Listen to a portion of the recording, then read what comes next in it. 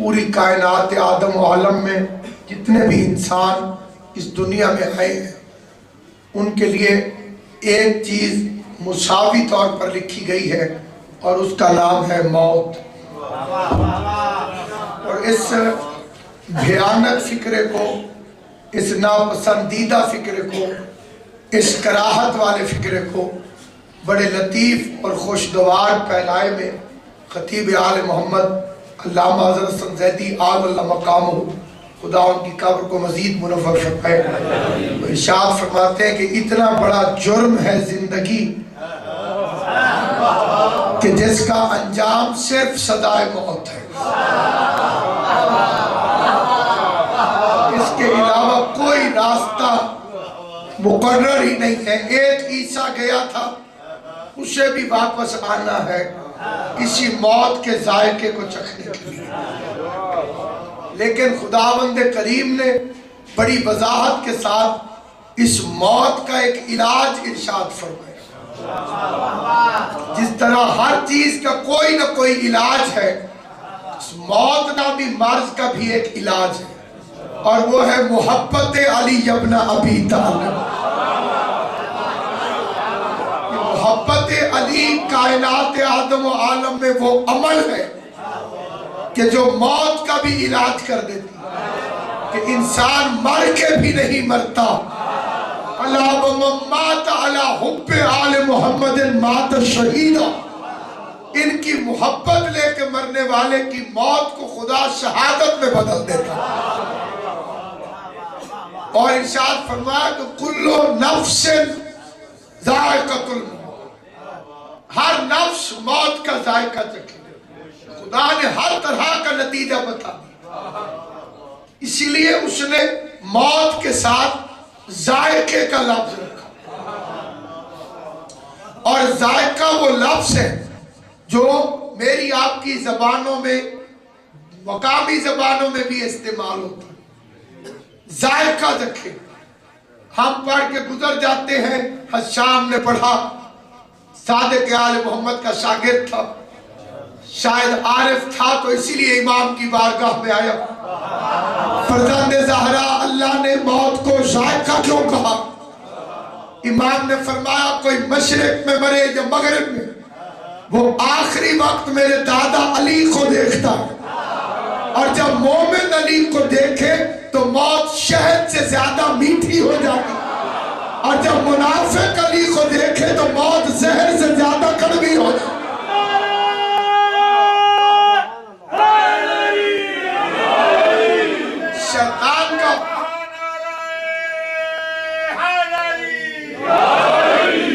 शैतान का और अगर कोई बस न चले तो उसने बुनियादी तौर पर अपने तरीका वारदात को खुद रहमान और रहीम के सामने बयान कर दिया।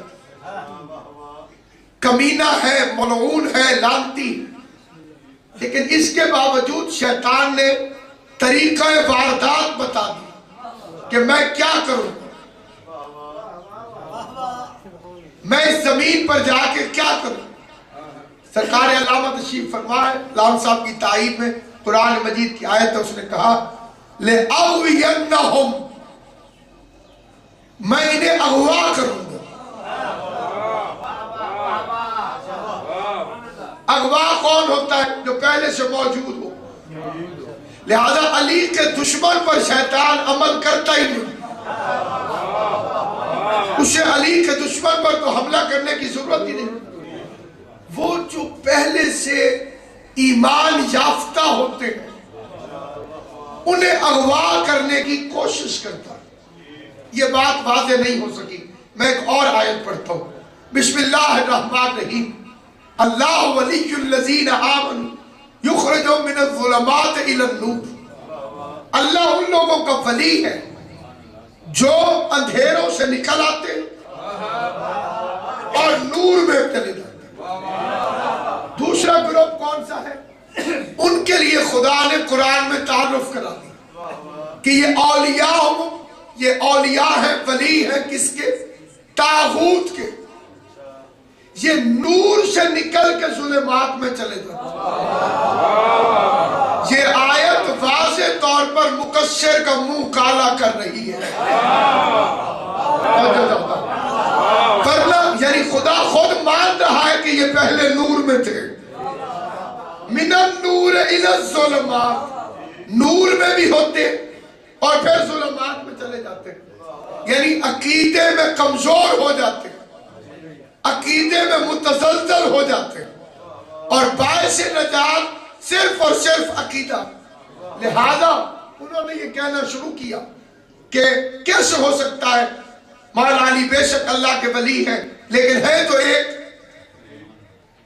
اور بندے ایک وقت میں پوری دنیا میں مرتے ہیں، تو اکیلا علی اتنی جگہوں پر کیسے پہنچ سکتا ہے؟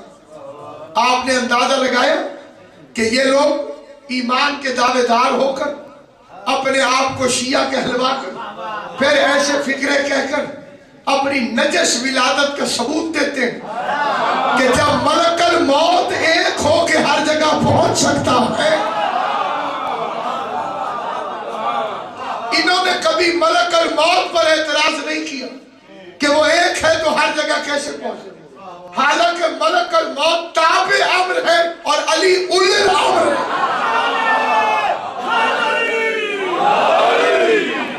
ملک الموت عامر کے تابع، عامر سے بھی چھوٹا، اس سے بڑا ہے عامر. کیونکہ یسألونک عن الروح، میرے حبیب یہ لوگ آپ سے پوچھتے ہیں کہ روح کیا؟ قل الروح من امر ربی. اس کا ترجمہ کیا جاتا ہے کہ روح میرے اللہ کا امر ہے، اور یہ ترجمہ غلط ہے. قبلہ کعبہ تصدیق فرمائے من امر ربی، من دلیل قلت ہے، پورا امر نہیں، امر میں سے ہے، وہ امر میں سے ہے اور علی اولی الامر ہے.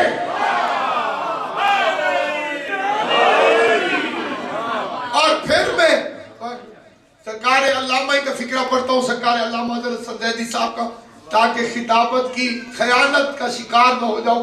اور یہ فکرہ ان کی عظیم ترین تقاریر کے فکروں میں، ہر فکرہ ان کا عظیم ہے، بڑا عظیم فکرہ ہے. وہ فرماتے تھے کہ موت امر ہے اور علی اولی الامر ہے.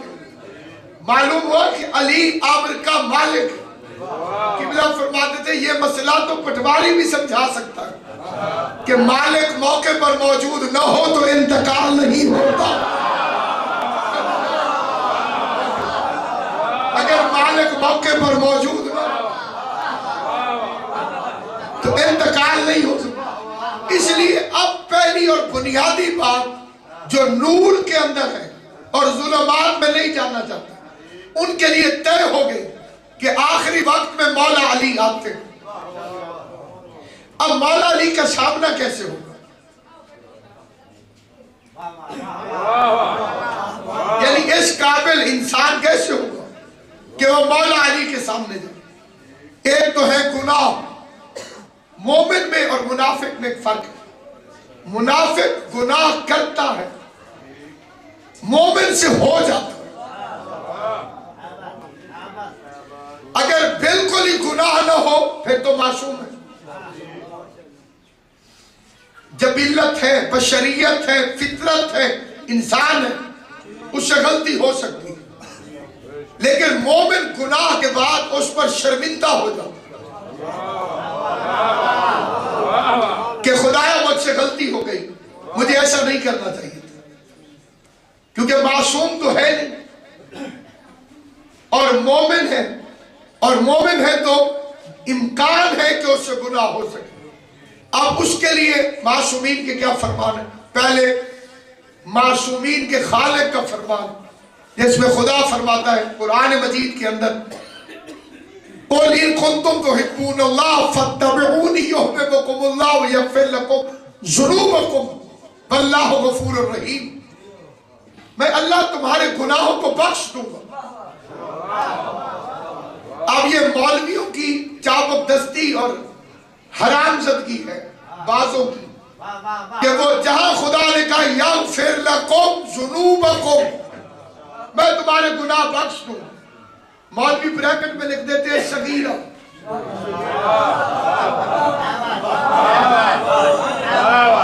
یعنی یہ لفظ اللہ بھول گیا، مولوی کو یاد ہے.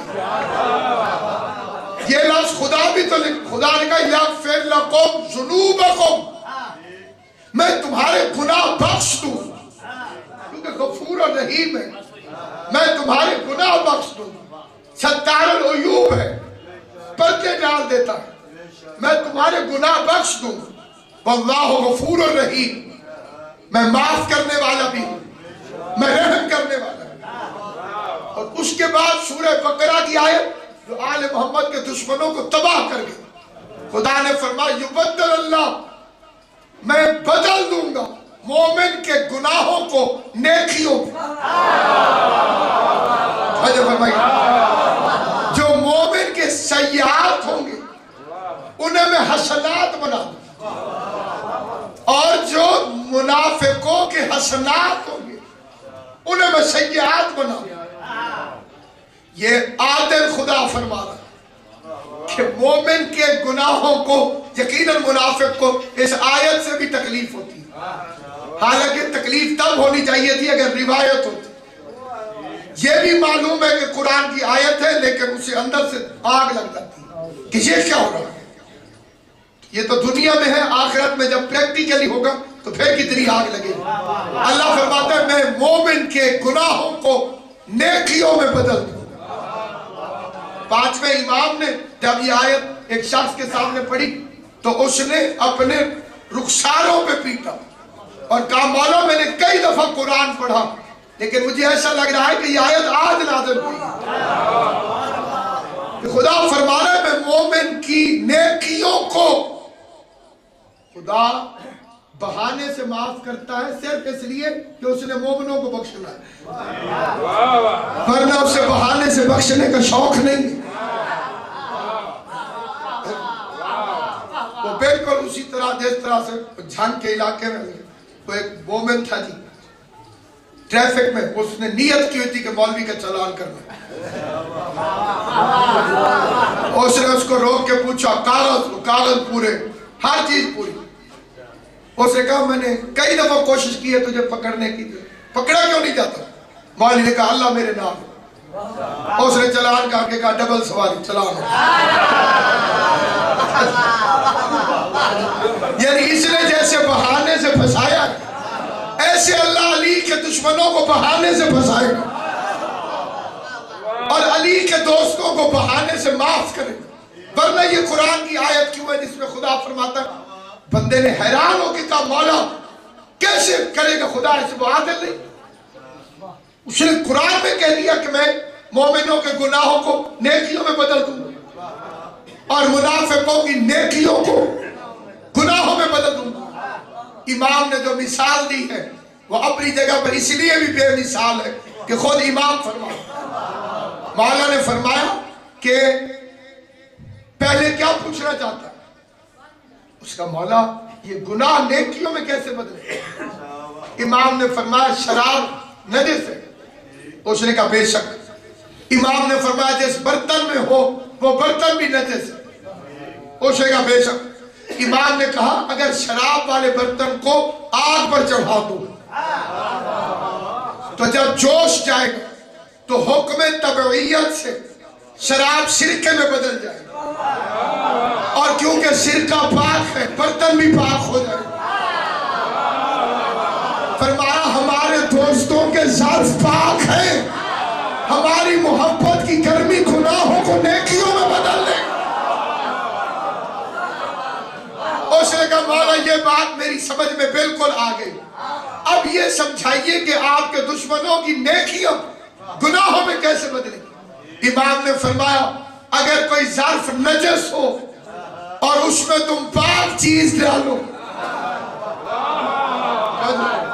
نہیں سمجھ آئی انہیں آسان کر کے سمجھ، ایک برتن ہی نجس ہے اس میں پاک دودھ ڈال دوں، کیونکہ برتن نجس تھا دودھ بھی نجس ہو جائے گا۔ امام نے کہا ہمارے دشمنوں کے ظرف نجس ہیں،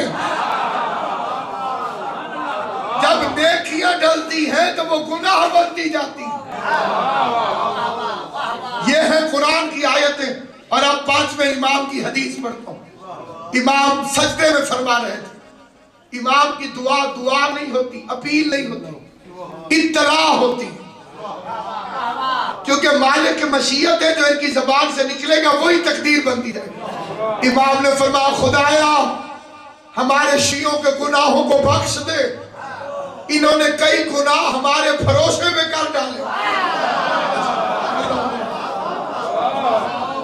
انہیں ہمارا بھروسہ تھا کہ ہم انہیں معاف کریں۔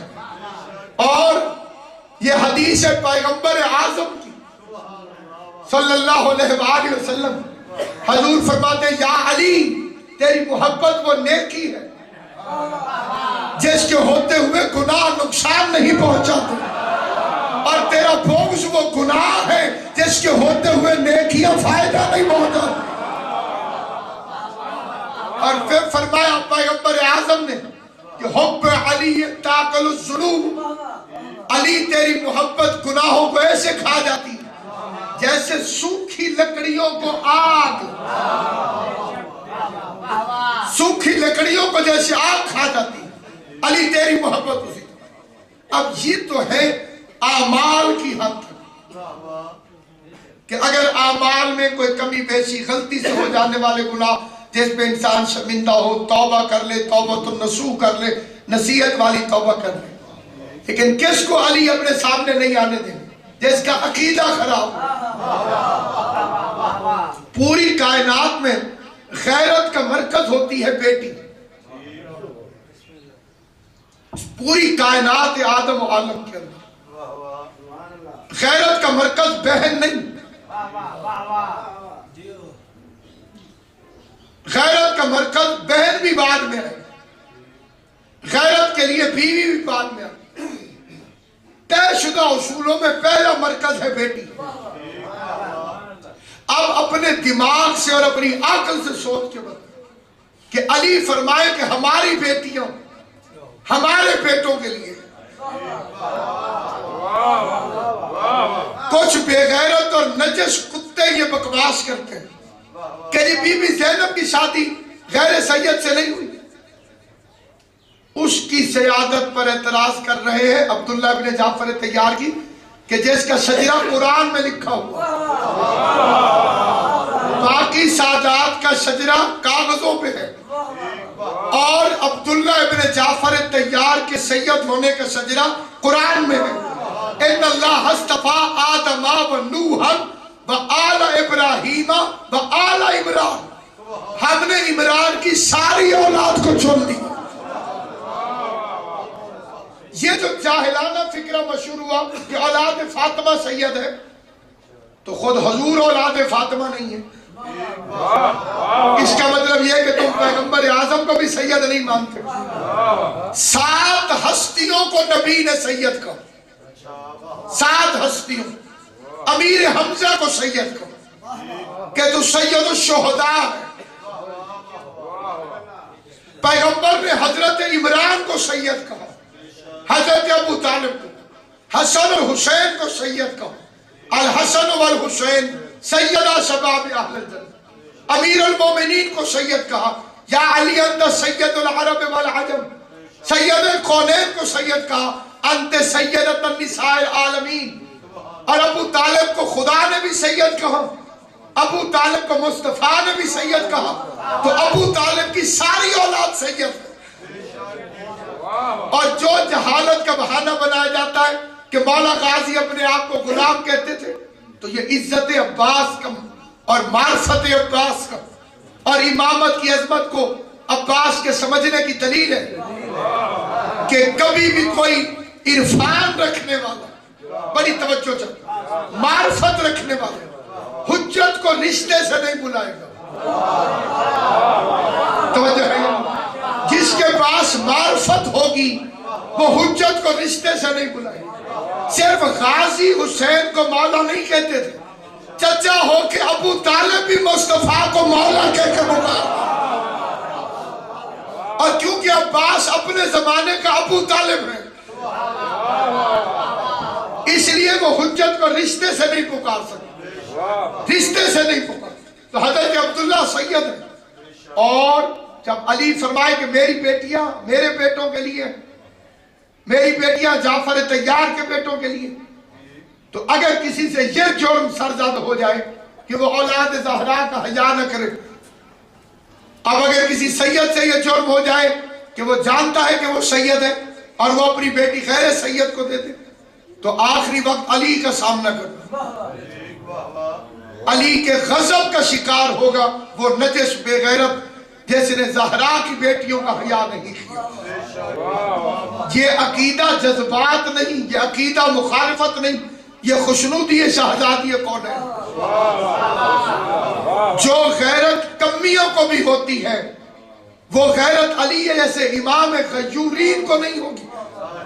ایسا شخص اس وقت سے توبہ کرے جب آخری وقت میں علی کے سامنے جائے، کیونکہ دنیا سب کچھ نہیں ہے۔ دنیا میں فرعون کی بھی عزت تھی، وہ کتے بے غیرت بھی تو تھے جو فرعون کو خدا کہہ دیتے تھے، خوش آمدید ٹولو۔ فرعون بھی مارا گیا، خدا کہنے والے بھی مارے گئے، دونوں مارے گئے۔ اس دربار کی عزت کی قسم کھا کے کہتا ہوں جو حیا زہرا نہ کرے اور پھر بندے کہیں جی یہ عالم دین ہے، وہ بھی مارا گیا، خوشامد کرنے والے بھی مارے گئے، اس لیے کہ سال نبی کی اونٹنی کے پاؤں 4 لوگوں نے کاٹے تھے، اللہ نے پوری قوم کو غرق کر دیا۔ چھٹے امام سے بندے نے کہا مولا ان کا کیا قصور تھا؟ فرمایا یہ چپ بھی تھے اور راضی بھی تھے۔ جو ظلم پہ راضی ہو جائے اس پر بھی لعنت ہوتی ہے۔ لعن اللہ امتن قتلت کا، اے حسین ان پہ لعنت ہو جنہوں نے آپ کو قتل کیا۔ لعن اللہ امتن ظلمت کا، اے مولا ان پہ لعنت ہو جنہوں نے آپ پہ ظلم کی۔ لعن اللہ امتن سمعت بظالم فرضیت پہ، خدایا ان پہ بھی لعنت بھیج جو حسین کے قتل کا سن کر اس پر راضی ہوگا۔ اس لیے سامعین گرامی، اس زمانے کا سب سے بڑا امتحان آنے والی نسلوں میں کیا ہوگا کیا نہیں ہوگا، ہر بندہ اپنے اعمال کا اپنے مقام پر جواب دے، اور اس بندے کو 3 عقیدوں کے ذریعے سے آزمایا جا رہا ہے اس زمانے کے اندر۔ امیر المومنین کی ولایت، عزاداری حضرت امام حسین، اور ان دونوں سے افضل غیرت سادات، حرمت سادات، عزت سادات، عظمت سادات۔ لوگ مثال دیتے ہیں کہ جناب ایران والوں کو نہیں پتہ، آپ کو پتہ۔ میں ممبر پر تفصیل سے یہ بات عرض نہیں کروں، ایسے بندے سے میری گزارش ہے کہ وہ قرآن پر ہاتھ رکھ کے کہے کہ وہ ایران والوں کے ہر عقیدے کو مانے گا۔ پیغمبر نے کہاں فرمایا ہے کہ تم ایران کی اطاعت کرو؟ کیا ایران میں عارفین موجود نہیں ہیں؟ عارف موجود ہے، صاحبان عقیدہ موجود ہے۔ کسی کے غلط عقیدے کو بنیاد بنا کر اگر انسان مثال دے کہ جناب ایران ہمارے لیے انقلاب ایران آل محمد کی عطیوں میں سے ایک عطیہ، ایران کشور امام رضا ہے، ہم علماء کے مخالف نہیں، لیکن اگر کوئی شیعہ عالم کہے کہ حضور کی 4 بیٹیاں، ایک بندہ بتائیں جو کہے کہ ہاں ٹھیک ہے 4 بیٹیاں ہیں تو پھر سید زادی سے شادی جائز ہے، اور اگر ایک زہرا ہے تو رحمت للعالمین ذلیل کر کے لوگوں کو کیوں بھگاتے رہے دروازے سے؟ پیغمبر رشتے لے سکتے تھے، پیغمبر نے انہی لوگوں سے رشتے لیے ہیں کہ جب انہوں نے سیدہ کے رشتے کی بات کی پیغمبر کے چہرے پہ غضب آ گیا، غضب آ گیا۔ امام حسن سے رشتہ مانگا تھا ایک ملعون نے، روتا رہا پوری رات میرا مولا، پوری رات میرا امام روتا۔ اور بنی امیہ کے ان بے غیرتوں نے یہ بھی پیغام دیا کہ اگر آپ یہ رشتہ قبول کر لیں تو ہم بنی ہاشم کے سارے قرضے اتار دیں۔ میرے امام حسن کی چیخ نکل گئی۔ اس دربار کی عزت اور عظمت کی قسم، جلالت والا دربار ہے، عظیم ترین سید کا دربار ہے، اس کی عزت کی قسم کھا کے کہتا ہوں امام حسن کی چیخ نکل گئی اور رو کے کہا ہماری بیٹیاں اپنے والدین کے قرضے نہیں اٹھائیں۔ جناب سیدہ زہرا کی خوشنودی کی خاطر انسانوں کی غیرت کو سوال ہے کہ دنیا کے کتے بن کر اس کی ہڈی پہ گرنے والوں کے پیچھے نہ گرو۔ اس عقیدے کا تحفظ کرو جس کے بغیر نجات ناممکن ہے. خواہش نجات ہو تو ساری زندگی زندہ نہیں رہنا، کروڑ سال بھی زندگی ہو بالآخر موت ہے. اور اگر موت ہے تو اس کا حیا کرو جو دربار میں 4 گھنٹے کھڑی. قتل حسین پر ہم اتنا نہ روتے جتنا چادر زینب. جس گھر کا پردہ مٹیوں میں بٹھا کے رلا گیا، اور جو گستاخی شمر و یزید کی جرات بھی نہ ہوئی. صرف ایک روایت ملی کہ کسی بے غیرت نے بازار میں ایک فکرہ کہا، دربار میں پورے رستے سید سجاد صابروں کا سلطان ہوا، ایک ہی دفعہ سید سجاد کو جلا لایا. جب ایک بے غیرت نے کہا کہ میرے گھر میں کوئی کنیز نہیں ہے، روایت کے فکرے ہیں کہ میری بی بی سکینہ تڑپ گئی اور تڑپ کے پوچھا بھیا سجاد کیا محضر نامے میں یہ بھی لکھا ہوا؟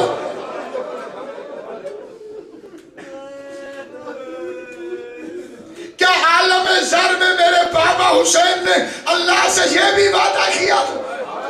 سجاد نے فکر سنے، جو اکبر کی موت پہ چپ رہا، جو قاسم کی موت پہ چپ رہا، جو شبیر کی شہادت پہ چپ رہا، جو زینب کی قید پہ چپ رہا، جو سکینہ کے گوشواروں پہ چپ رہا، اس حسین العابدین کو جلال آ گیا. اور میرا مولا نے اللہ اکبر کہہ کے ہتھکڑیوں کو توڑ کے کہا، او یزید مجھے حسین رہنے دے، عباس بننے میں مجبور نہ کر. اگر میں عباس بن گیا تو قیامت آ جائے، اگر میں عباس بن گیا تو قیامت آ جائے. جو پردے میں بھی با پردہ تھے، جن کے لہجوں میں بھی پردہ تھا، جن کے اونٹوں کے پاؤں سے اوپر مجمع کی نگاہ نہیں اٹھ سکی، جو غیرت کائنات ہے، اس گھر کا حیا اگر کسی میں نہیں، اس انسان کو نہ مجلس فائدہ دے گی، نہ ماتم فائدہ دے گا، نہ علی کی ولایت فائدہ دے گی، نہ حسین کی عزاداری فائدہ دے گی. یہ تینوں عقیدے لازم و ملزوم ہیں. اگر علی کی ولایت نہ ہو ماتم فائدہ نہیں دیتا، اگر ماتم کا انکار ہو ولایت فائدہ نہیں دیتا، اگر سید زادی کی عزت کا لحاظ نہ ہو نہ ولایت فائدہ دے گی نہ ماتم فائدہ دے گی. اس لیے سامعین گرامی قدر، یہ دنیا ختم ہو جانے والی ہے. عقیدے کے اندر زبردستی نہیں ہو سکتی، تقریروں سے عقیدہ نہیں بنتا، غیرت اندر سے موجود ہے. علی کی ولایت کا تعلق ایمان کے ساتھ ہے. جس کے پاس ایمان موجود ہوگا نہ اس کی منت کی ضرورت ہے، نہ خوشامد کی ضرورت ہے، نہ دلیلوں کی ضرورت ہے، وہ خود بخود علی کی ولایت کا اقرار ہے. حسین کی عزاداری کا تعلق انسانیت کے ساتھ ہے. اس میں سنی شیعہ کی بھی قید نہیں، انسانیت موجود ہوگی. تڑپ جائے گا انسان کہ ایک انسان پر، ایک غریب پر، ایک مظلوم پر، چلو رسول کا بیٹا بھی نہ سمجھتے، مسافر اللہ راسی سمجھ لیتے، پردیسی غریب سمجھ لیتے، ذرا سی بھی کسی میں انسانیت ہو وہ حسین کو ضرور روئے گا. ولایت کا تعلق ایمان سے، عزاداری کا تعلق انسان سے، اور سادات کی عزت کا تعلق غیرت کے ساتھ. اگر کسی کے اندر غیرت موجود ہوگی تو وہ خود بخود اس خاندان کی عزت کرے، اور اگر کہیں غیرت موجود نہ ہو تو اسے کیا معلوم کہ زہرا کی بیٹیوں کی عزت کیا ہے، کیا معلوم کہ خاتون جنت کی بیٹیوں کی عزت کیا ہے.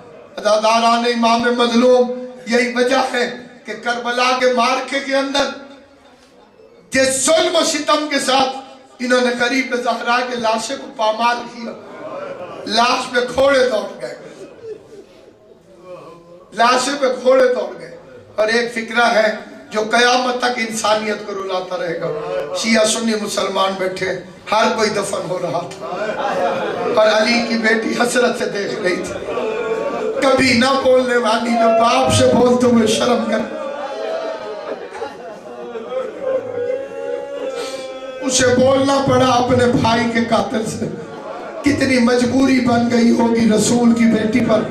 ملکہ شرم و حیا رو کے کہہ دیا، ابن سعد میرے بھائی کو بھی دفن کرے گا.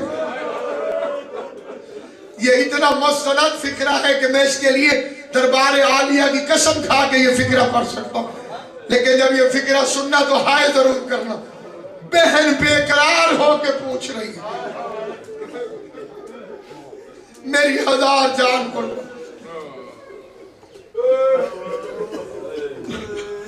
جو لوگ واقف ہیں وہ واقف ہیں, بچوں کو معلوم نہ ہو تو ثقافت کا طریقہ یہ بہت سجاتا ہے. ہمارے علاقوں کے اندر حضرت خان جی, خضر خان صاحب, ہمارے علاقوں کے اندر اگر بھیک مانگنے والا بھی مر جائے, فقیر مر جائے, تو جب بہن اس کی لاش پر آتی ہے تو بہن کر کے کہتی ہے وہ میرا نواب بھی.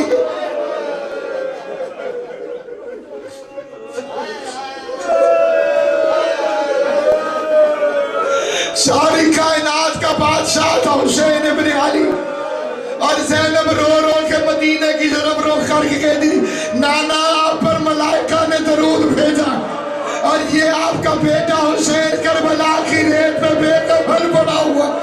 آواز دے کے کہتی ہے عمر ابن سعد کیا میرے بھائی کو بھی دفن کرے گا؟ اس کتے کے بچے نے جو جواب دیا ہے قیامت تک شیعہ روتے رہے, زینب کے درد کی قیمت نہیں ہے. بیگینن پلٹ کے کہتے خاموش ہو جا, ہم صرف مسلمانوں کی لاشوں کا دفن. زینب رو کے کہتی ہے نانا آپ تو راضی ہو, یہ ظالم تیرا کلمہ پڑھ کے تیرے حسین کو مسلمان بھی تسلیم نہیں کر. علی کی بیٹی قید ہو کے چلی گئی. بڑے سمجھدار حضرات سادات و غیر سادات تشریف فرمائے. میں آپ سے پوچھتا ہوں, میت کے وارثوں سے پوچھتا ہوں, دیاز خان صاحب کے رشتہ داروں سے پوچھتا ہوں, کوئی گھر ایسا نہیں جو ملک الموت سے دور ہو. میت کے وارث کھانا کب کھاتے؟ جب لاشا دفن ہو جائے. اب سوچنا زینب کب تک بھوکی رہی, اب سوچنا زینب کب تک پیاسی رہی. مقتل خاموش ہے کیونکہ ہر چوک پہ علی کی بیٹی پوچھتی تھی سجاد میرے بھائی کو کسی نے دفن بھی کیا نہیں.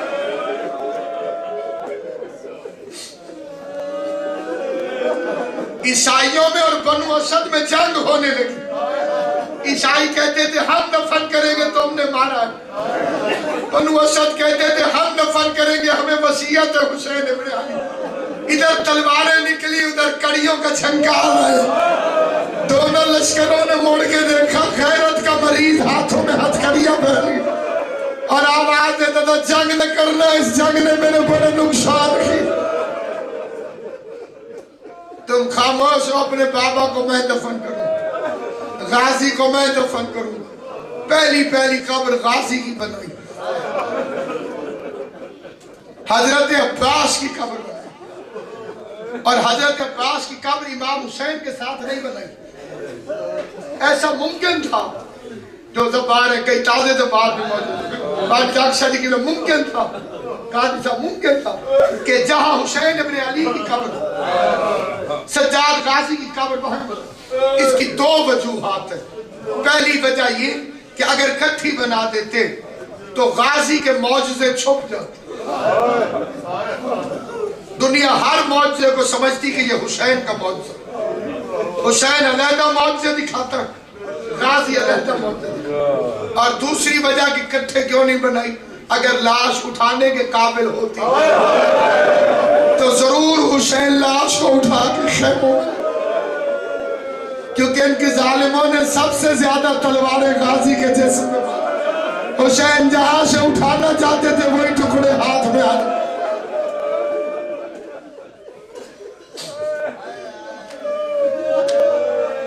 اور غازی کی قبر بنانے کے بعد مقتل کہتا ہے کہ میرے مولا سید سجاد نے اپنی انگلی سے عباس کی قبر پہ ایک سطر لکھی. سطر لکھنے والا کون ہے؟ زین العابدین امام. اور اب کیا سطر لکھی سجاد نے؟ یہ اس ماسکی کی قبر ہے جو دریا کے کنارے پیاسا مارا. تیری وفا میں ساری کائنات, تیری وفا میں ساری کائنات. آغا خامدی میر مونس کے ایک مرثیے کا مصرع ہے, اور جو سنے گا اس کے دل میں سے ہائے نکلیں گے. میر مونس ڈاکٹر صاحب وہ فرماتے ہیں وفا عباس کا ہے, وہ فرماتے ہیں مشک دانتوں میں رہی اور ہونٹ پیاسے رہ گئے. دانتوں میں نہیں اور ہونٹ پیاسے رہ گئے. میرے مولا نے لکھا یہ اس معاشقی کی خبر ہے. یہ اس معاشقی کی خبر ہے جو دریا کے کنارے پیاسا مارا گیا اور پھر حسین کی قبر کو دفن کر دیا. مقتل نے بڑا عجیب فکر لکھا. بڑی دور دور سے سجاد کو ٹکڑے اٹھا کے میرا مولا حسین ابن علی کی لاش کو ترتیب دیتا بھائی ٹکڑا کہیں سے اٹھا گھوڑوں کے شبوں نے ٹکڑوں کو بڑے دور دور کافی دیر لگ گئی حسین کی لاش کو ترتیب دے. کل چشم کا جتنا حصہ میرے مولا سجاد کو ملا. جب اسے جوڑ لیا تو بنو اسد کے لوگ رونے لگے اور رو کے کہنے لگے مولا ہم کئی دفعہ تیرے بابا حسین کو ملے تھے. یہ آخری ذکر. ہم کئی دفعہ تیرے بابا حسین کو ملے تھے. ہم نے تیرے بابا حسین کی زیارت کی تھی. سجاد فرماتے پھر کہنا کیا چاہتے ہو؟ کہ مولا یہ جو سینے پہ گوشت کا ٹکڑا ہے حسین کے سینے پہ یہ گوشت کا ٹکڑا نہیں تھا. رو کے فرمایا یہ گوشت کا ٹکڑا نہیں میرا بھائی علی ہے. جب شام غریبہ میں گھوڑے دوڑنے لگے تو میرا بھائی علی اصغر میرے بابا کے سینے پہ تھا. مشرق کے گھوڑے مغرب کو دوڑ گئے, مغرب کے گھوڑے مشرق کو دوڑ گئے. اصغر کا دفینہ حسین کا سینہ بن گیا. قیامت والے دن حسین اس عالم میں اپنی قبر سے بے کفن اٹھے گا کہ علی اصغر گوشت بن کے حسین کے سینے کے ساتھ لگا ہوا.